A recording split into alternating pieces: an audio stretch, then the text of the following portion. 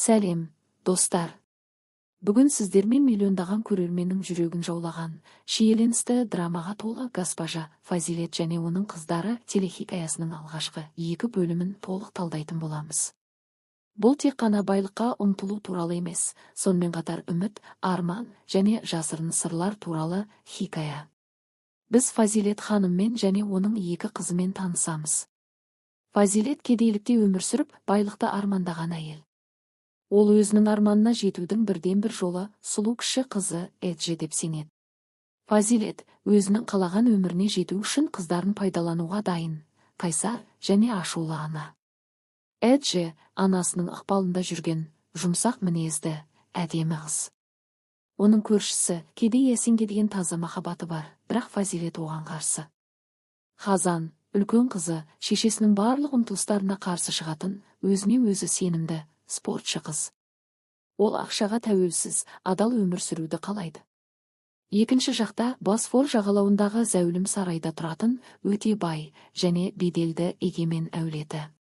Әулет басшысы Хазым егемен, оның ұлдары. Яғыз, салмақты, жауапты, іскер азамат. Синан жеңілтек, әйел құмар, әкесімен қарым-қатынасы қиын. Хазан жасырын түрде Синанға ғашық. Фазилет ханым өзінің ежені модельдік байқауға қатыстыру арқылы егемендердің өміріне кіруді көздейді. Фазилет пен Эдже модельдік кастинг арқылы егемендер сарайына келеді. Синанның кезекті әйел құмар қылығы Хазанға қатысты ұятты жағдай туғызады.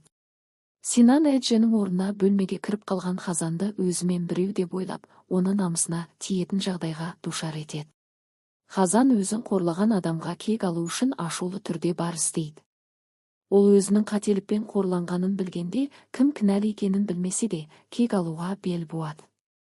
Бұл оқиға Фазилет пен оның қыздарының өмірін егемендермен мәңгілікке байланыстырады. Егемен әулетінде Севинчтің Хазымның әйелі қайтыс болуына байланысты қайғылы жағдай орын алады.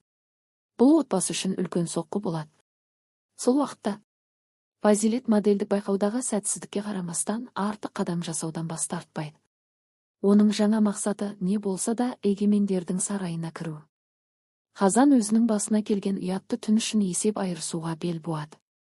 Ол кінәліні іздеп кім екенін білмесе де, Яғыздың соңына түседі, себебі Яғыз ол түнде сол жерде болған.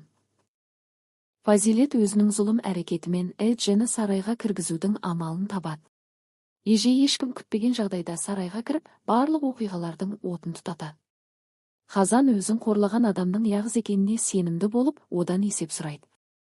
Алайда оқиғаның шын мәні басқаша болып шығады. Эдже мен Ясин қарым-қатынасы қиындай береді, себебі Фазилет бұл махаббатқа қарсы. Фазилеттің Эджені сарайға кіргізу әрекеті, сондай-ақ Хазанның Синан мен күтпеген жерден қауіпті оқиғада бірге болуы, әрбір кейіпкердің тағдырын күрт өзгертеді. Эдже өзінің анасының арманы үшін үлкен қадам жасайды. Хазан Синанмен қақтығысқа түсіп кек алу жолында қателеседі.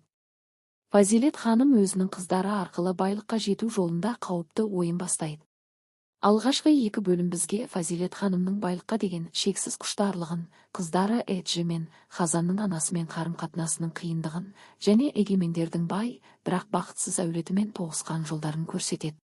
Бұл шиеленісті бастама кейіпкерлерді алдағы уақытта үлкен драмаларға жетелейтін болады.